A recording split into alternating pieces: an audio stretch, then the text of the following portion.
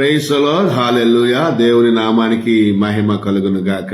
కూడి ఉన్న మీ అందరికీ నజరేయుడైన యేసుక్రీస్తు ప్రభు యొక్క నామంలో నా యొక్క ప్రేమాభివందనాలు తెలియజేస్తున్నాను. హల్లెలూయా. ప్రియులారా, ప్రాముఖ్యంగా దేవుడు మనతో మాట్లాడే ప్రతి మాట ఆయన ఎంతో ఆశ కలిగి మనతో మాట్లాడాలని అనుకుంటాడు.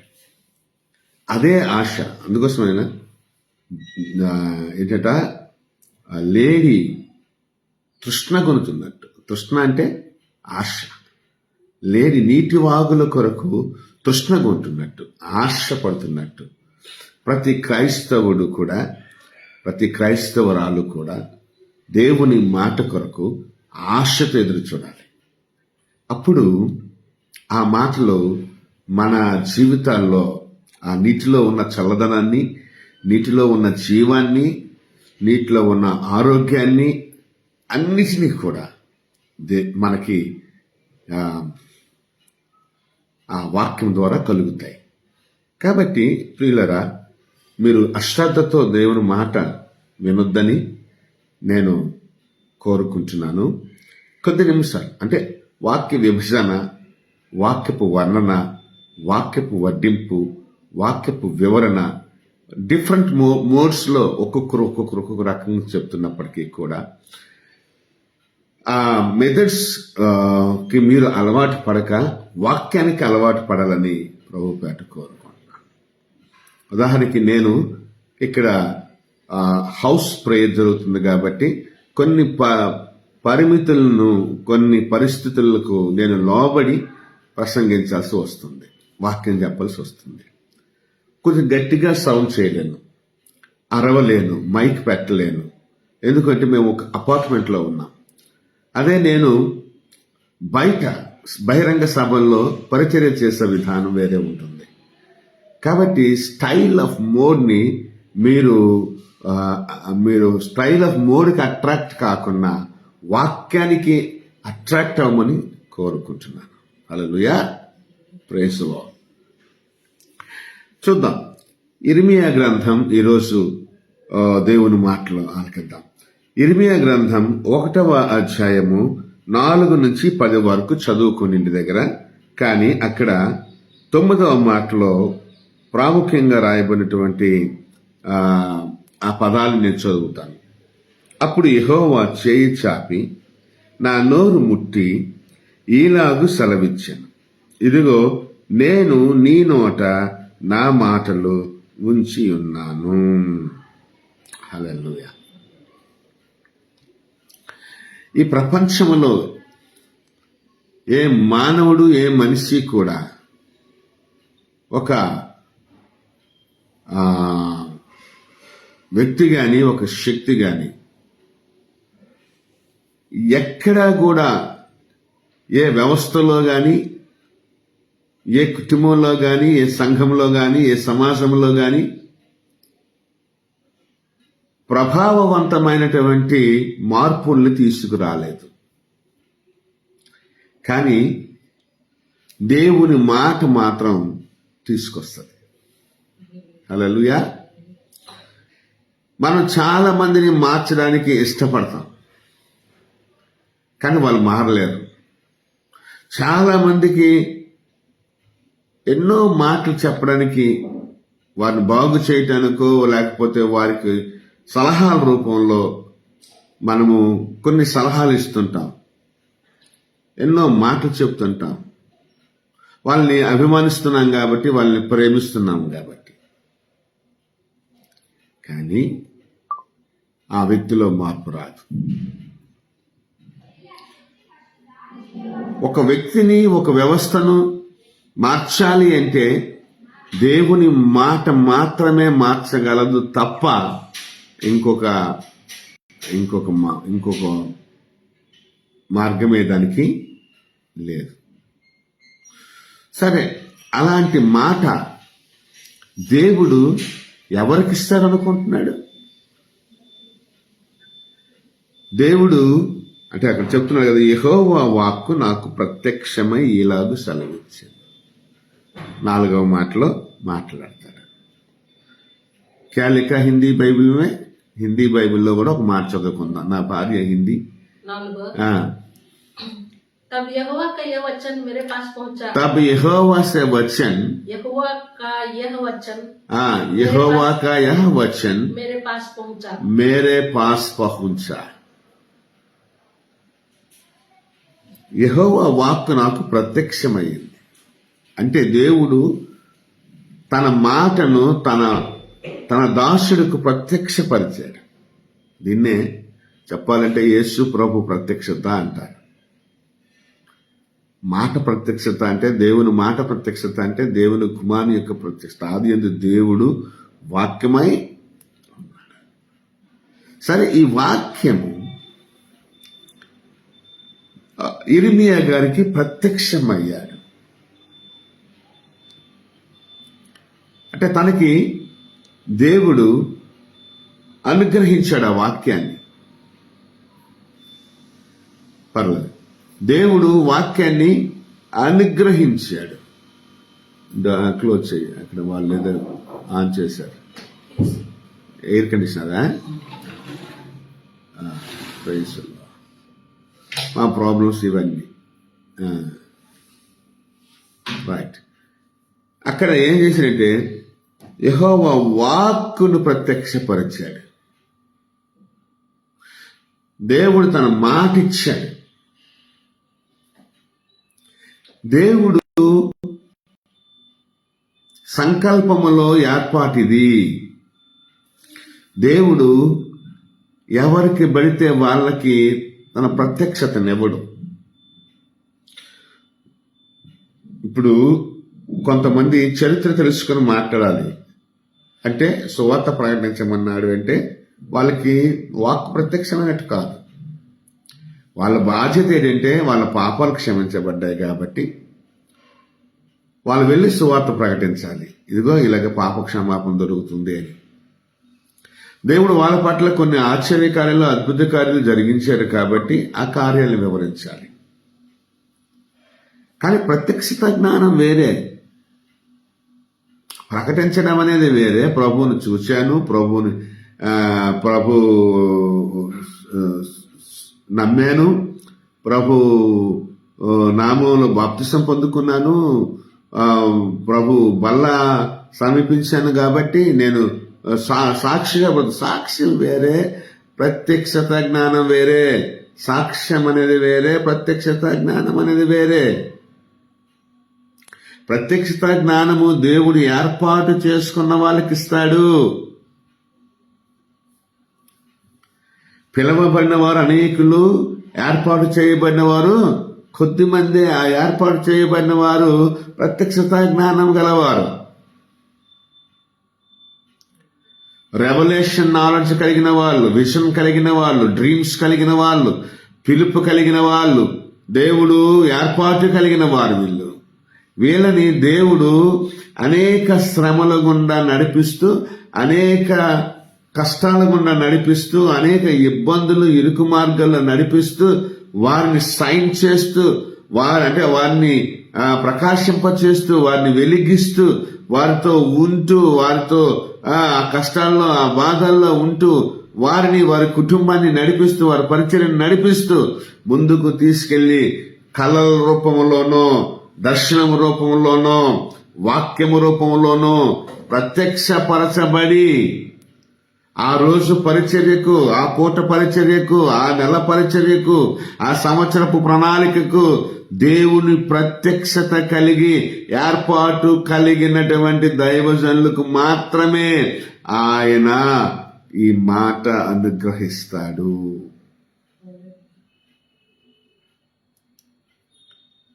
కాబట్టి దేవుని ఏర్పాటుది, దేవుని ఏర్పాటు. ఇర్మియాకు తెలియదు అది. ఇప్పుడు నేను కూడా నా జీవితంలో నేను దేవుని ప్రణాళికలో, ఏర్పాటులో ఉంటానని నేను కూడా అనుకోలేదు. నా తల్లి గర్భంలో మా తల్లిదండ్రులకి నేను ప్రథమ సంతానాన్ని.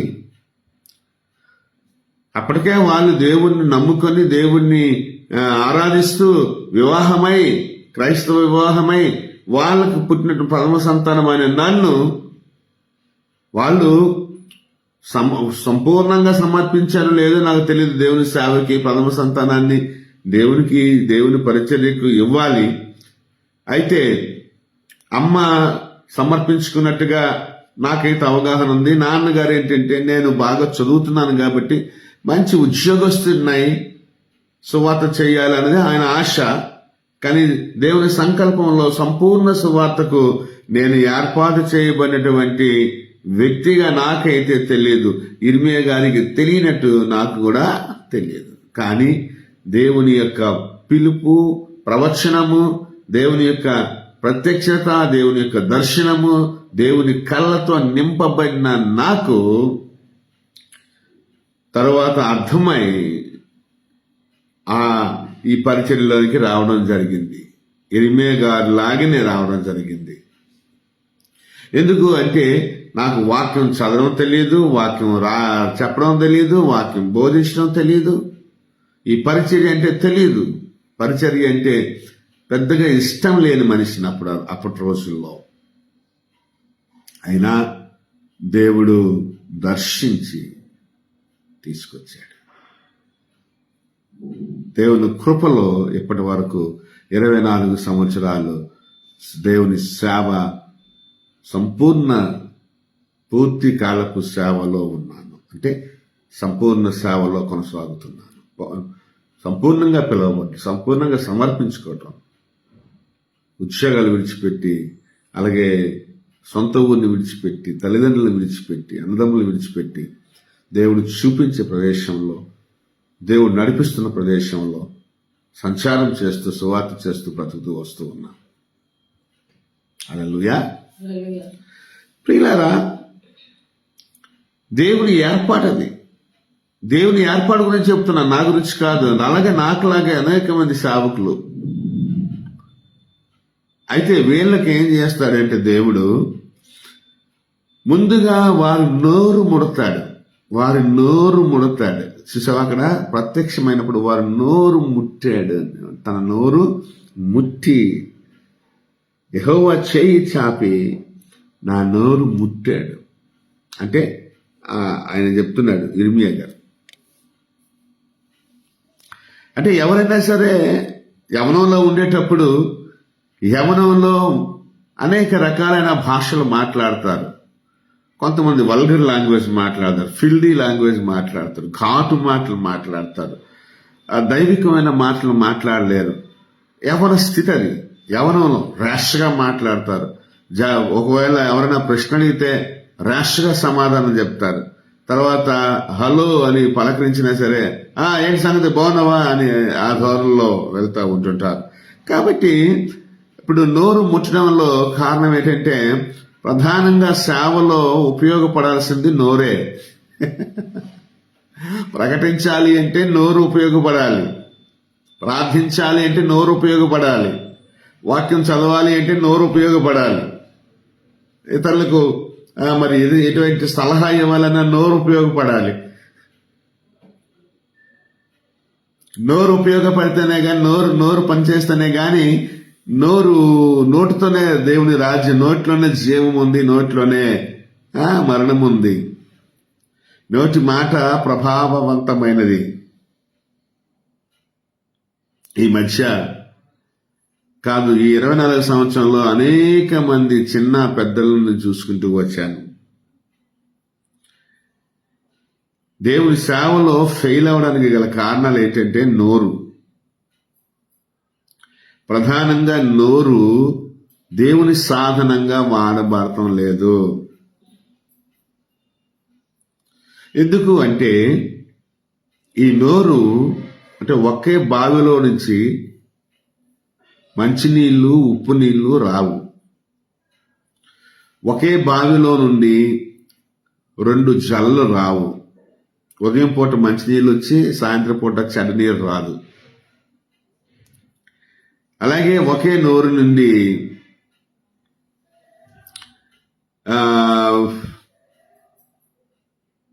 ఒకే మాట ఒకటే రావాలి. అయితే ఏంటంటే నేను చెప్పేది, చాలా మంది పెద్ద వయసులో వాళ్ళని కూడా నేను చూశాను. ఇది దేవుడు పర్మిట్ చేయాలి ఈ మాటలు. నేను రీసెంట్ గా చూసినటువంటి మనుషుల్లో ఒక పెద్ద ఆయన 70 సంవత్సరాలు ఉంటాయి, 65, 66 సంవత్సరాలు ఉంటాయి. ఆయనకి దేవుడు బాగా డబ్బు ఇచ్చాడు. చిన్న చిన్న దొంగతనాలు చేసుకొని తపేళ్ళు, మంతులు, కోళ్ళు, ఆ పరసలు, లారీలతో ఏవో లారీ సరుకులు కొద్ది దొంగతనాలు చేసి చిల్లరగా అల్ల చిల్లరగా ఉండోడిని దేవుడు దీవించి ఆశీర్వదించి అనేక దేశాల్లో తిప్పి క్యాంపస్ ఇచ్చి చక్కగా వారిని దీవించాడు. బాగా డబ్బులు ఇచ్చేసాడు. అంటే మరి పిల్లలు లేరు, వాళ్ళకి డబ్బులు ఇచ్చారు. అనేక దేశాలను తిప్పాడు, దేవుడు తిప్పాడు. ఇప్పటికీ తిప్పుతున్నాడు, వాడుకుంటున్నాడు, డబ్బులు ధారాళంగా వస్తున్నాయి.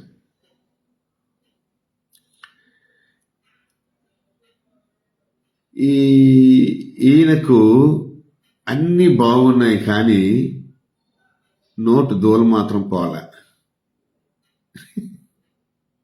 నోరు కంపు,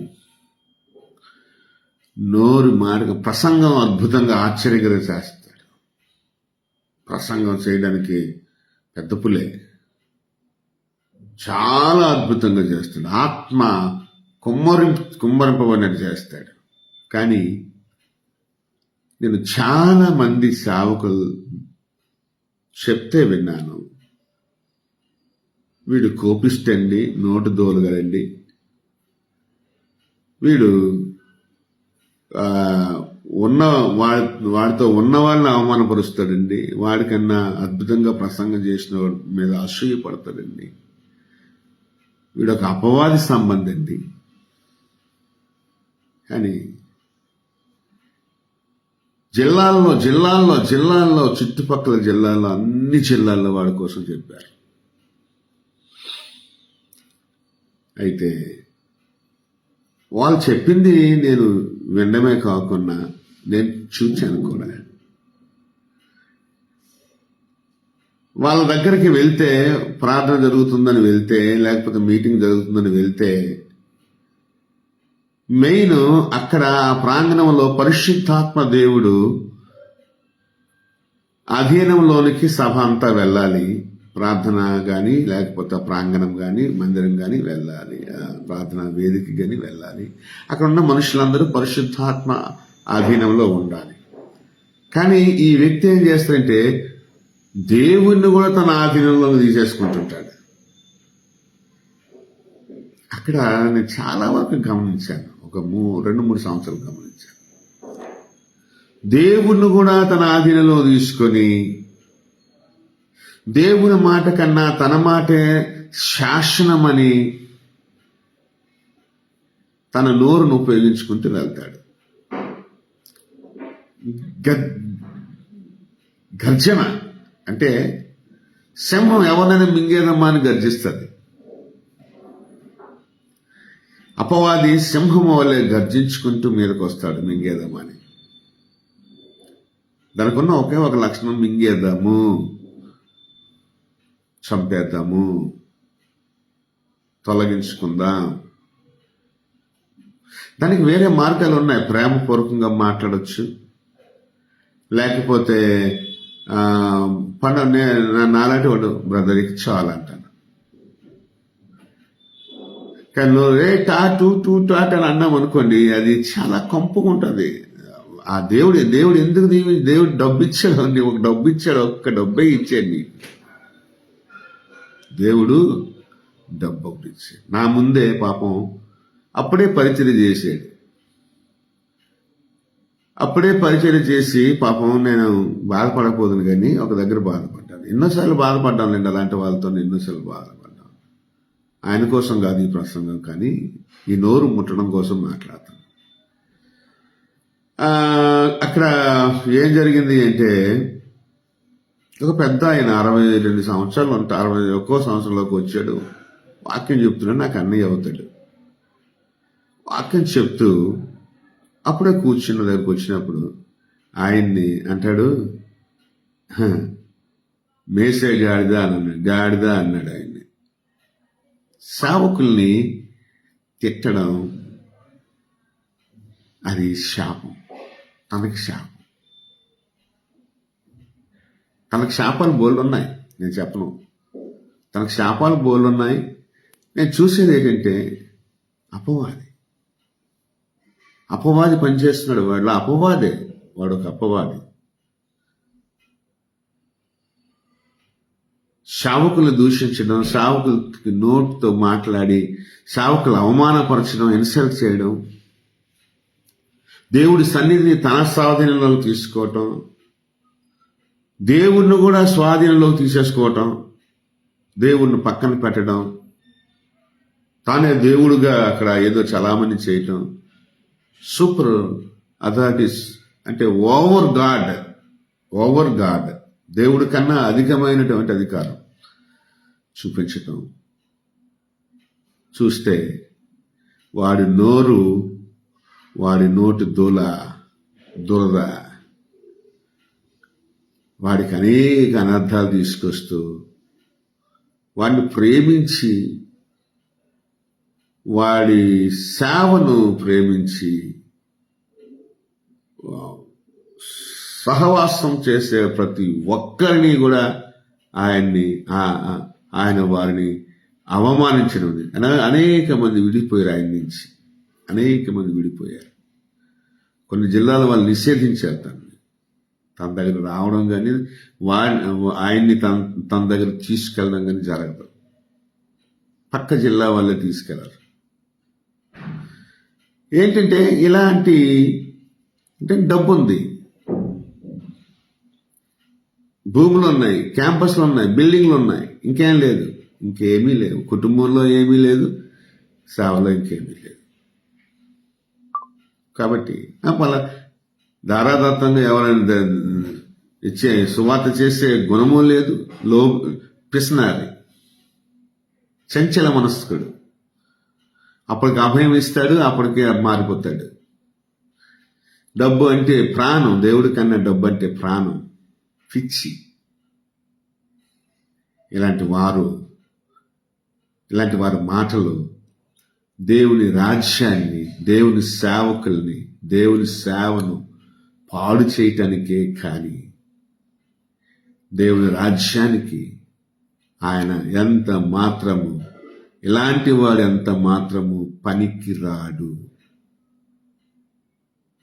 కాబట్టి దేవుడు ముందు నోరు ముట్టి ఆ వ్యక్తిని బాగు చేస్తాడు.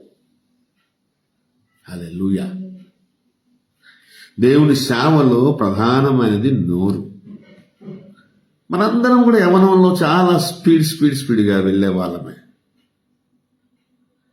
చాలా స్పీడ్గా వెళ్ళే వాళ్ళమే. కానీ చాలా మంది నా మిత్రులు అంటారు, ఏంటి సార్ మీరు ఎంత సౌమ్యులు అయిపోయారు? అవ్వాలి.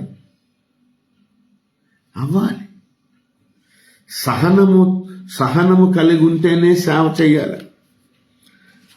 సహనం లేకపోతే సేవ లేనే లేదు.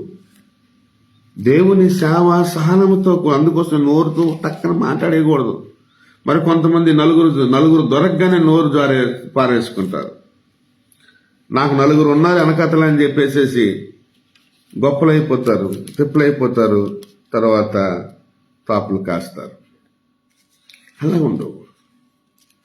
మనం ఎప్పుడు కూడా నోరు మంది కాపాడుకోవాలి. దేవా నా నోటిని ముట్టు, నా నోరు ముట్టు. ఎందుకు అంటే ఆ నోట్లో దేవుడు మాటలు పెట్టాడంట. హల్లెలూయా. ఆ నోట్లో ఏం పెట్టాడు? దేవుడు మాటలు పెట్టాడు. దేవుడు మాటలు పెట్టాడు ప్రియులరా. అందుకోసమే మనం నోటిని చాలా నీతి సాధనంగా వాడుకోవాలి. ఎలాగ వాడుకోవాలి? నీతి సాధనంగా వాడుకోవాలి. అది అందుకోసమే నేను చెప్తుంటా, నోరు చాలా జాగ్రత్తగా వాడుకోవాలి. అక్కడ 9వ మాట చదువుకున్నాం. ఇదిగో నేను నీ నోట నా మాటలు ఉంచియున్నాను. 9వ మాట, ఇదిగో నేను నీ నోట నా మాటలు ఉంచి ఉన్నాను.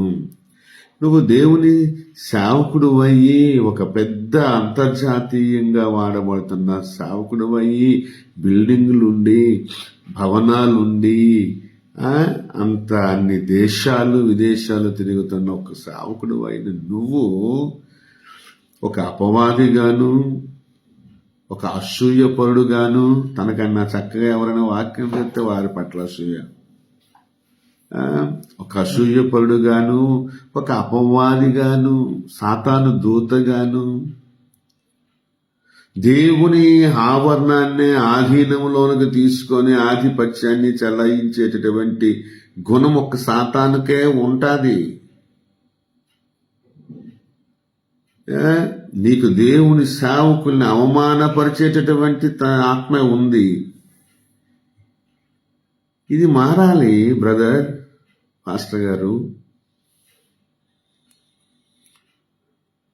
ఇలాంటి వాళ్ళు ఎవరైనా ఉంటే వాళ్ళు ఖచ్చితంగా మారాలి. ఇంకొకటి, చాలా మంది, నేను చెప్తున్నా ఇదంత అసహ్యము అంటే తెలుసా, ఇది చాలా అసహ్యము. నేను దేవుడి దగ్గర కూడా ఒట్టు పెట్టుకున్నాను.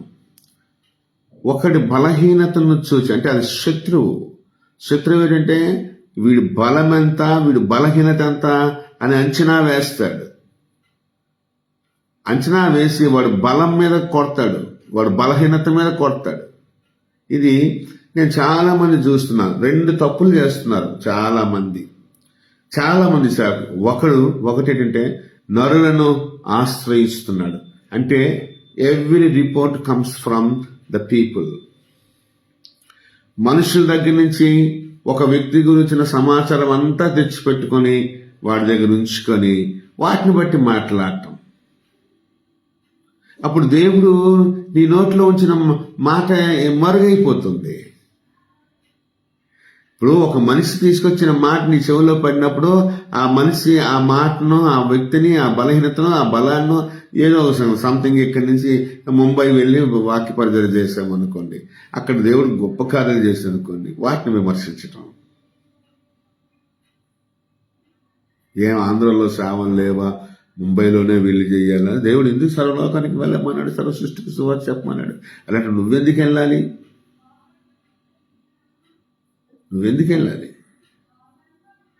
నువ్వు తిరగాల, నిన్ని ఇంకెవరు తిరగకూడదా? దేవుని కృపను బట్టి కొన్ని ఖండాలు తిరిగాను, 1-2 ఖండాలు ఉండిపోయినాయి, ఇంకా వెళ్ళలేదు. వాటిని కూడా వెళ్ళేస్తాను. యేసు నామములో దేవుడు సహాయం చేస్తాడు.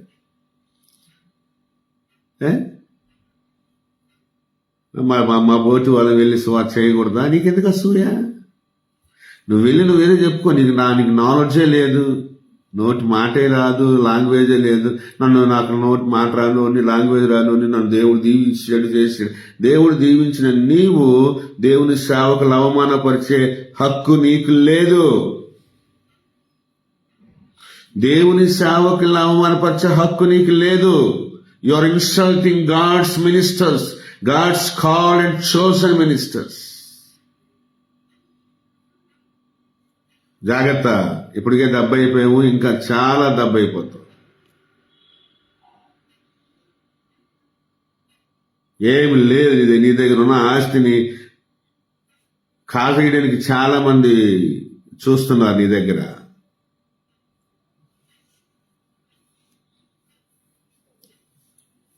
అనేక శ్రమలు తెచ్చుకోకు.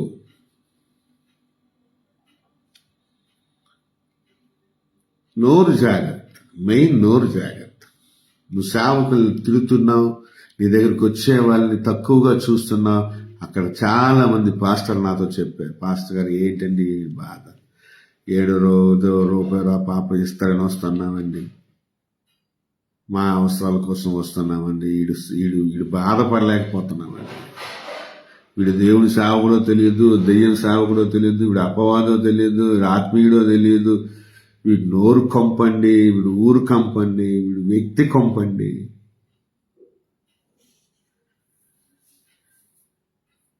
అని అవమానాలు పడుతున్నామండి, అవమానిస్తున్నాడండి, నోటికొచ్చినట్టు తిడుతున్నాడండి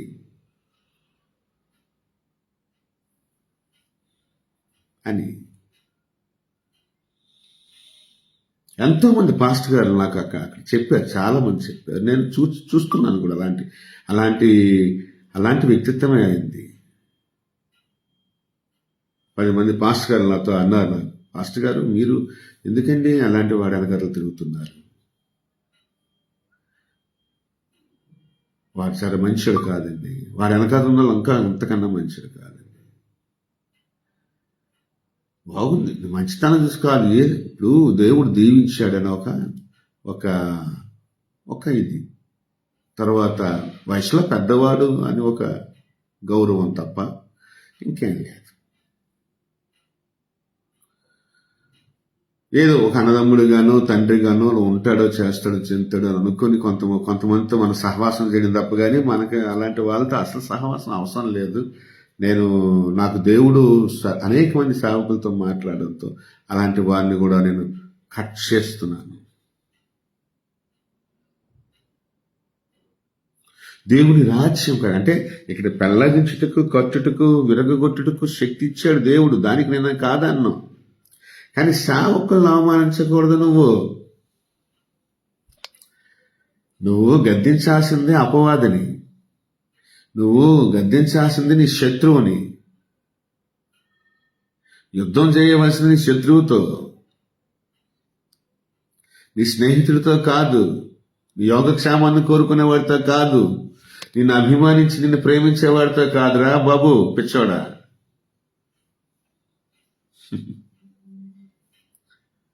అక్కడ ఏదో కొంతమందికి ఏదో డబ్బులు ఇస్తున్నామని వస్తున్నారు ప్రార్థన తప్ప దేవుడి దగ్గరికి ఎవరు రావట్లేదు.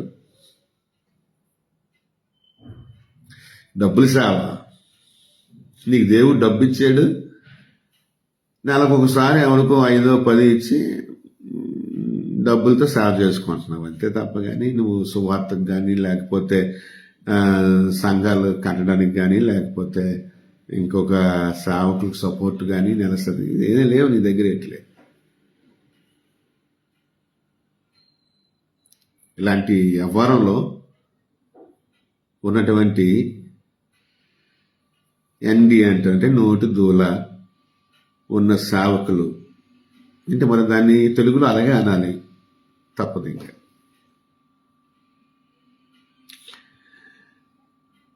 ఇది బూతు కాదు, పౌరుష పదం కాదు, తెలుగు భాష. ఇది తగ్గించుకోలేని వాడు దేవుని సేవ చేయకూడదు. ఎంతోమంది సేవకులు చాలా డమ్కిలు తింటారు. అది చాలా వరకు కష్టాలు ఉంటాయి, బాధలు ఉంటాయి, తప్పిదాలు ఉంటాయి, అన్నీ ఉంటాయి. చెప్పాను కదా, రెండు ఒకటి మనిషి తప్పిదాన్ని బట్టి ప్రసంగాలు చేసేవాడు, మనుష్యుల మాటలు విని తప్పు ప్రసంగం చేసేవాడు దేవుని సేవకుడు కాడు. రెండోది, నువ్వు దేవుని సేవకులు అవమానిస్తూ, దూషిస్తూ, దేవుని సంఘాన్ని దూషిస్తూ, దేవుడు కన్నా నువ్వే పెద్ద అధికారిగా ఫీల్ అయిపోయి, ఆత్మీయుడిగా ఫీల్ అయిపోయిన వాడు లూసిఫర్ గాడి, అపవాదివి. ఈ నీకు పనికిరా. డబ్బులు ఇచ్చాడు, తినుకొని బతుకు. సేవకులు జోలికి వెళ్ళొద్దు. సేవకులు దేవుని ఏర్పాట్లో ఉన్నవాళ్ళు, వాళ్ళకి వ్యక్తిగతంగా పరిచర్యలు దేవుడు ఇచ్చాడు. వాళ్ళు వ్యక్తిగత పరిచర్యలు చేసుకుంటారు, సహవాసంగా స్నేహంగా ఉండడానికి కొంతమంది ఇష్టపడి, అభిమానించి, ప్రేమించి వచ్చిన వాళ్ళని నువ్వు అగౌరవపరుస్తూ, అవమానిస్తూ, వాళ్ళ మీద అసూయపడుతూ నువ్వు సేవ చేస్తుంటే నీ సేవ, నీ వ్యక్తిత్వం, నీ నాయకత్వం దేవుడి దృష్టిలో సున్నా. నువ్వు దేవుని ఆత్మతో ఉన్న మనిషిలో కాదు, దుష్టాత్మ కలిగి దురాత్మతో ఉన్నవాడివి అని లోకానికి నీకు నీవే నీ నోటితో నిరూపించుకుంటున్నావు. కాబట్టి దేవుడు ఏం చేస్తుందంటే నోరు ముడతాడు.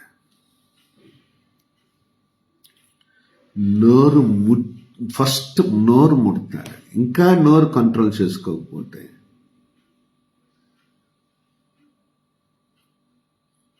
చాలా జాగ్రత్త. Be careful. దేవుడు చూస్తూ ఊరుకోడు. నీ ప్రతి మాట జీవగ్రంథంలో రాయబడుతుంది. నీ ప్రతి ప్రసంగం, నీ ప్రతి ఎమోషన్, నీ ప్రతి కోపం, నీ ప్రతి అసూయ, నీ ప్రతి అసహ్యత, నీ ప్రతి క్రియ, నీ చూపు దేవుని గ్రంథంలో రాయబడుతుంది బ్రదర్.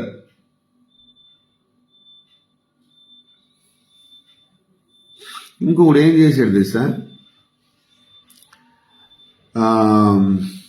సేవకులందరినీ పిలిచి, నేను ఎప్పుడు వెళ్ళను నాకు, ఎందుకంటే దేవుడు నాకు ఒక నాకు అంతర్జాతీయ పరిచయం ఇచ్చాడు. నేను చాలా మంది పాస్టర్లు అంటారు నన్ను, మీరు ఎందుకంటే అక్కడక్కడ కనబడతారు, అలా కనబడతారు, మీరు చేసుకుంటున్నారు కదా ఎందుకు అని అంటున్నారు కదా. ఏంటంటే కొద్దిగా లోకల్గా వచ్చినప్పుడు లోకల్ మనుషులతో కొద్దిగా ఎవరు who is what who is who అని చెప్పేసి తెలుసుకోవాలని వెళ్ళేటప్పుడు చేసేటప్పుడు ఆ పాస్టర్ గారు ఏం చేశారంటే, పాస్టర్ గారిని పిలిపించి మధ్యాహ్నం 3:30 వరకు వాక్యం చెప్పి కథ నడిపించి 3:30కి లంచ్ టైంకి వదిలేడు. అందులో షుగర్ ఉన్న వాళ్ళెంత, బీపీ ఉన్న వాళ్ళెంత, లంచ్ టైం ఏంటి మనకి, అసలు ప్రోటోకాల్ ఏంటి, ఏమనంటే బాప్టిస్ట్. నేను బాప్టిస్ట్, నాకు బాప్టిస్ట్ వాళ్ళే చాలా ఎక్కువ మంది స్నేహితులు. నేను పెంతుకోస్తు సహవాసం, అది పెంతుకోస్తు సహవాసం అయినప్పటికీ నాకు డినామినేషన్ భేదం లేదు. వాడు ఇక్కడ వైజాగ్లో పెద్ద బాప్టిస్ట్ చర్చ్ పాస్టర్ 3:30కి 3 గంటలు 3:15 వరకు పిలిచి, అప్పుడు ఒక అమెరికా నుంచి ఒక దొరణ దింపి ఆయన ఇంకో పావు గంట అరగంట సేపు చేసి 4 గంటలకే లంచ్. మేము సెమినార్స్ చేస్తుంటాం, మళ్ళీ అక్కడ వచ్చేసి మైక్ పట్టుకొని ఇక్కడ అందరూ జడిసిపోవాలన్నమాట. ఇది దేవుని అధికారానికి ఎక్కువగా అధికారాన్ని చెలాయించడం. ఇది దేవుని రాజ్యం కాదు, దేవుని సేవ కాదు, దేవుని సేవకుడు కాదు. మారాలి బ్రదర్, మారాలి. ఇంకా చాలా మంది ఇప్పుడు ఏంటంటే 5 స్టార్ హోటళ్ళకి, సెక్యూరిటీకి, తర్వాత నానా హంగామాలు, తర్వాత మైక్ పట్టుకుని ఏం మాట్లాడుతున్నో తెలియదు. ఇవన్నీ కూడా చాలా మంది మార్పు వస్తేనే తప్ప దేవుడు వాడుకు. ఈ నోరే దేవుని రాజ్యాన్ని ప్రకటించేది, ఈ నోరే ప్రార్థన చేసేది, ఈ నోరే ప్రవచించేది, ఈ నోరే బోధించేది.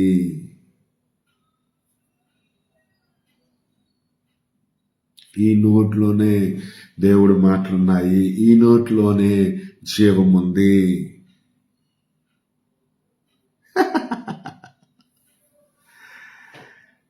एक बार पढ़िए 9 पद। तब यहोवा ने हाथ बढ़ाकर मेरे मुंह को छुआ। तब यहोवा ने हाथ बढ़ाकर मेरे मुंह को छुआ। मेरे मुंह को छुआ. అదే అక్కడ ఆగిపోయి నేను ఇంకా. और यहोवा ने నేను తర్వాత ఎపిసోడ్ లో కంటిన్యూ చేస్తాను. మేరే मुंह को छुआ. और यहोवा ने मुझसे कहा. और यहोवा ने मुझसे कहा, देख मैंने अपने वचन तेरे मुंह में डाल दिए हैं. అరే అబ్బాయి, దేవుడు నోట్లో మాటలు పెట్టాడు, ప్రత్యక్షతనిచ్చాడు. దేవుడు నోట్లో మాటలు ఎందుకు పెట్టాడు? సేవకులు దూషించడానిక, సేవకులు అవమానపరచడానిక, సేవకుల మీద అసూయపడ్డానిక?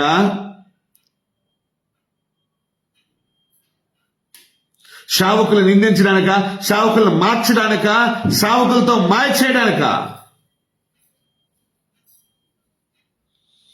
మాయాజాలం, ఇంద్రజాలం, తక్కువ టమాల విద్యలన్నీ ప్రదర్శిస్తున్నారు దేవుడి సేవల్లో. రాజకీయాలు,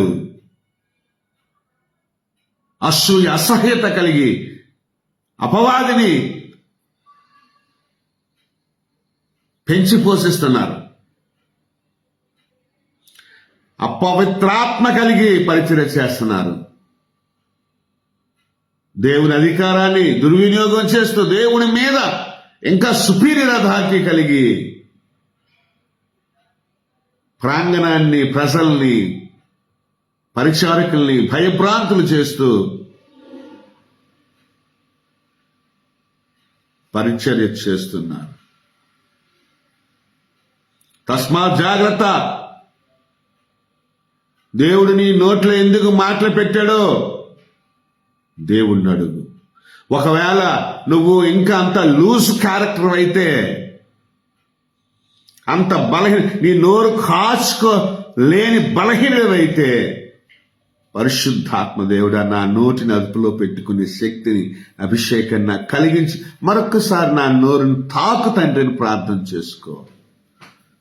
ఆ రాజ్యానికి కాస్తైనా ఉపయోగపడతావు. దేవుని దర్శనాన్ని కలిగి, దేవుని ప్రేమను కలిగి, దేవుని యొక్క పరిచర్య కలిగి, దేవుని యొక్క నడిపింపు కలిగి, దేవుని సేవలో బహుబలంగా వాడిపోతున్న సేవకుల్లో అందరూ కూడా నువ్వు ఒక సేవకుడు అని గౌరవించి ప్రేమించి నీతో సహవాసం చేస్తున్నందుకు నువ్వు చేస్తున్న సేవ ఇదా? చేస్తున్న సేవ ఇదా? నేను తీర్పు తీర్చలేనేమో గాని తీర్పు తీర్చే అధికారం దేవుడిది. కానీ దేవుడు బంతాట ఆడకముందే నీతో జాగ్రత్త పడు. దేవుడు ఫుట్బాల్ ఆడతాడు. ఆడాడా, తన్నాడా, ఎక్కడో పడతావు. జాగ్రత్త. సావకులతో జాగ్రత్త. అలాంటప్పుడు నువ్వు సావకులతో తిరక్కవు. సావకులతో తిరక్కవు. నీ సంఘంతో చేసుకో సేవ. సేవకులు చాలా మంది బాధ పెట్టావు. జిల్లాల్లో బాధపడుతున్నారు నీకోసం సేవకులు. నువ్వంటే బాధపడుతున్నారు.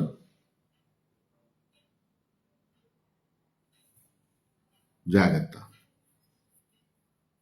ఇలాంటి వాళ్ళు ఎవరైనా ఉంటే జాగ్రత్త పడండి. దేవా నా నోరు ముట్టండి, నా నోరు ముట్టండి అని ప్రార్థన చేయండి.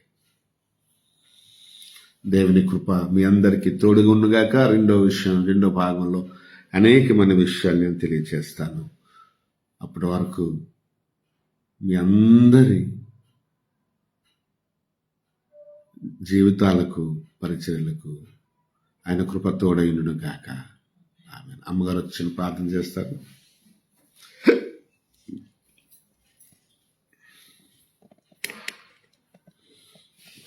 కళ్ళు మూసుకొని చివరి ప్రార్థన చేసుకుందాం.